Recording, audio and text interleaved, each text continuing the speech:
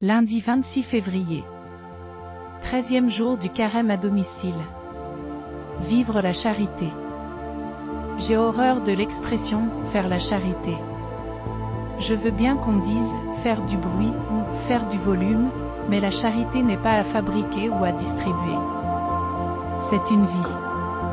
Alors disons « vivre la charité », disait Mgr Jean Rodin, fondateur du Secours catholique en 1975. Mgr Jean Rodin ajoutait « La charité est vivante, les cheveux au vent, œuvrant dans les courants d'air de notre vie quotidienne, aux prises avec de multiples travaux d'intervention et de partage. » Jolie définition de la charité.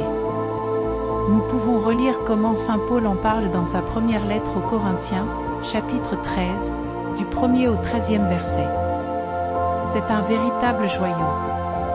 Dans la Bible de Jérusalem, éditée en 1955, une longue note, pour le premier verset, parle de cette charité.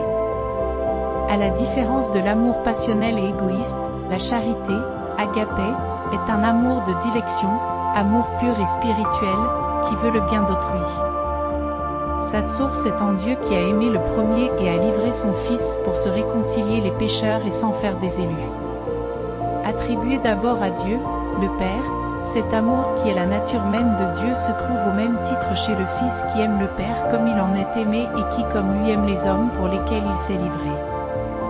Enfin, il est l'amour de l'Esprit Saint qui le répand dans le cœur des chrétiens, leur donnant d'accomplir enfin ce précepte essentiel de la loi qu'est l'amour de Dieu et du prochain.